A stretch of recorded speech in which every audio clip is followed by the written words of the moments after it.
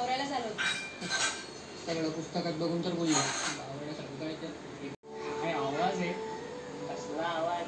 एवढा चांगला आवाज लागला होता सिद्धेश. का आवाज आहे तुझा. वा केशवा वाधवा देवरला विसावा. आहा जरा कमी लता मंगेशकर दीदी. जाई सुंदर गायलंस हा.